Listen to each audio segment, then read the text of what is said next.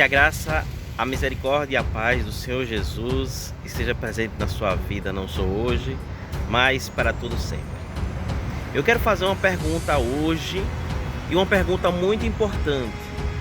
E aí eu peço que você não role para cima, não arraste para o lado, nem para a direita, nem para a esquerda, para lugar nenhum. Mas se possível, você preste atenção naquilo que eu vou estar falando para você. É bem rápido, lhe garanto que vai ser rápido. E a pergunta que eu quero estar fazendo para você é: qual é a coisa que Deus não tem? Complicado, né? Nós vemos que Deus é o dono do ouro e da prata, não é verdade? Deus tem tudo o que Ele quer. Deus criou o mundo, Deus criou a mim, criou você. Mas o que Deus não tem? Muitas das vezes a resposta é óbvia. E você ainda não percebeu qual é essa resposta.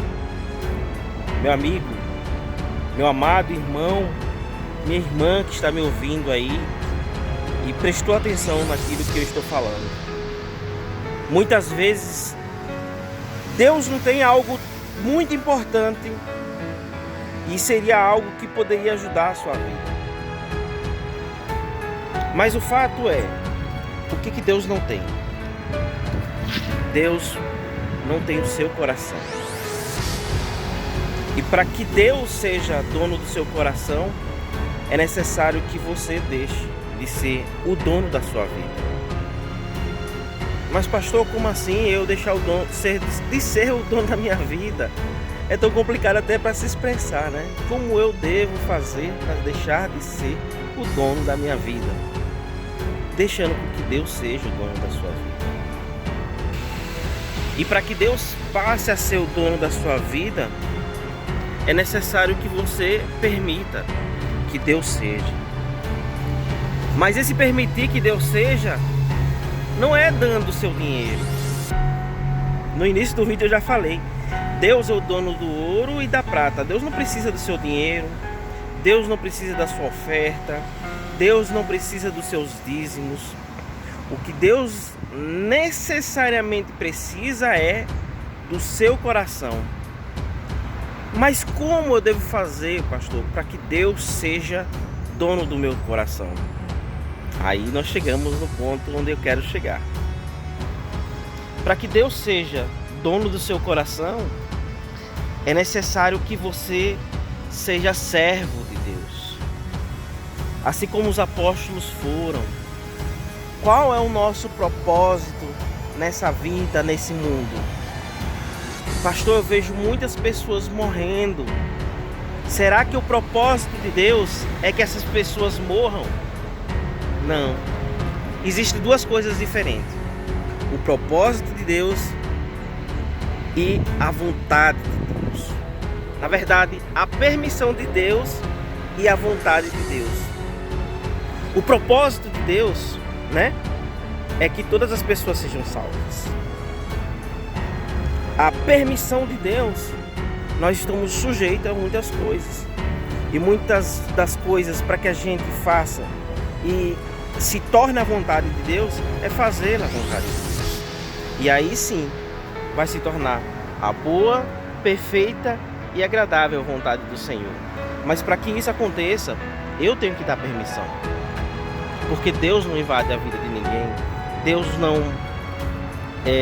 não interfere justamente por uma coisa chamada livre-arbítrio. Você já deve ter ouvido falar do livre-arbítrio, não já ouviu? Por isso que Deus não invade. Deus não invade a vida de ninguém. Deus não vai lá e faz algo para você, para que você seja prejudicado, ou para que você sofra a consequência de alguma coisa que você não teve culpa. Ah, fulano ficou aleijado, foi culpa de Deus. Ah, Beltrano perdeu a vida no acidente automobilístico, foi vontade de Deus. Não foi. Deus não coloca a hora marcada, nem dia exato, para prejudicar os seus. Se fosse assim, seria muita maldade de Deus fazer com que os seus apóstolos morressem. Apesar de que os propósitos de Deus não estão nessa terra. Aqueles homens morreram, né? Fazendo a vontade de Deus. E aí receberam o que nós chamamos de galardão. Esse galardão é a vida eterna. Deus quer que você viva essa vida eterna. Mas para que você viva essa vida eterna, é necessário que você faça a vontade de Deus. Aquilo que nós falamos no início do vídeo. E para fazer essa vontade de Deus, é necessário que você deixe com que Deus seja o dono da sua vida. Deus seja o dono do seu coração.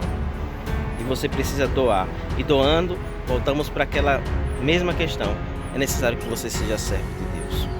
Nós estamos nessa terra aqui, tão bonita, com árvores belíssimas. Esse verde aí que vocês estão vendo, maravilhoso. Para sermos peregrinos, sermos pessoas que andamos aqui como se fosse embaixadores dessa terra. É isso que nós somos, embaixadores dessa terra. E é para esse propósito que Deus chamou você, para que você seja embaixador dessa terra, embaixador desse mundo. Fazendo o que, pastor? Pelo amor de Deus, fazendo a vontade de Deus. E qual é a vontade de Deus? Que você seja recrutado, isso mesmo, recrutado para o exército do Senhor. Falando de Jesus. Quantas vezes você falou de Jesus para o seu vizinho, até dentro de casa, para o seu irmão, para a sua mãe, para o seu pai? Então, você não está servindo como um servo. E aí eu vou te dizer uma coisa muito importante, que é aquilo que eu quero falar desde o início do vídeo. Caminhamos 6 minutos até chegar aqui, quase 7 minutos.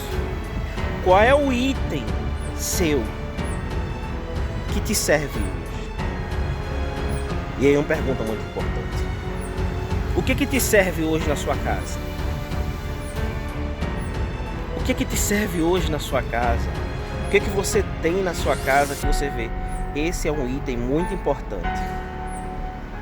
O que tem na sua casa que é muito importante? É aquilo que você tem de mais importante e útil, você tem com você, não é verdade? A máscara hoje, por exemplo, é um item muito importante. Sem ela, muitas vezes você não consegue entrar em determinados lugares. Porque ela serve. É isso que eu quero falar. Quando você serve, Deus não te descarta.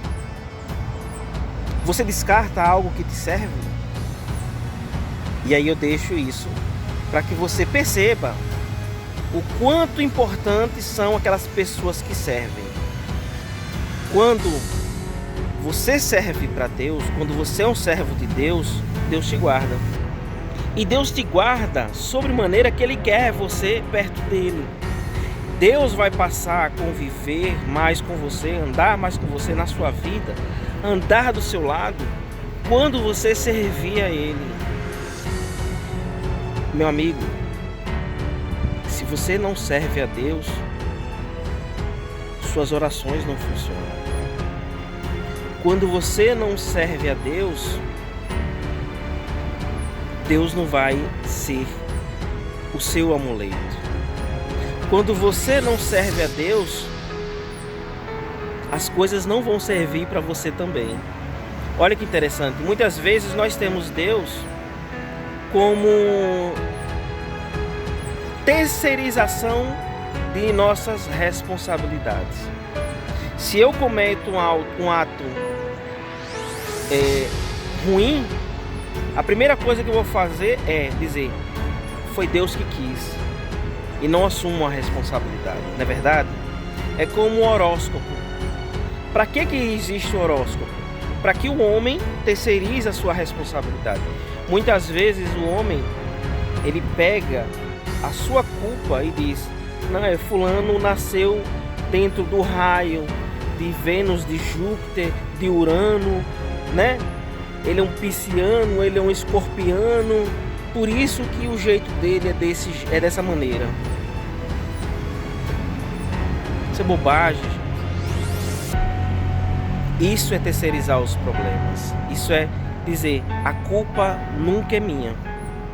A culpa é sempre de alguém.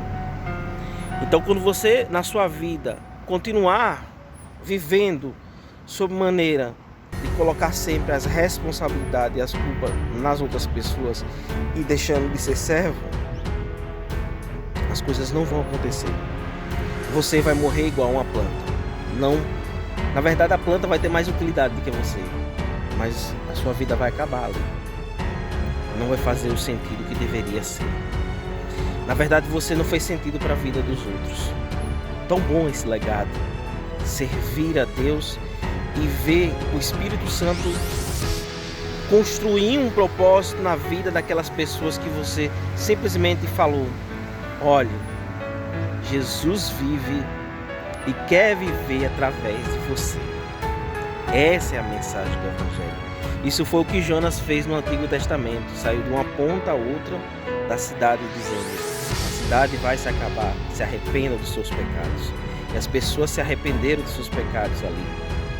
E hoje nós ouvimos e não damos atenção, não damos a mínima. Dizemos muitas vezes: pouco importa. Na verdade, o que eu quero dizer hoje, nessa manhã de domingo, é: importa que você seja servo de Deus, se arrependa dos seus pecados e seja um homem de Deus, um servo de Deus, levando o Evangelho do Senhor Jesus àquelas pessoas que não conhecem o Senhor. Muitos dizem que conhecem, mas não conhecem não.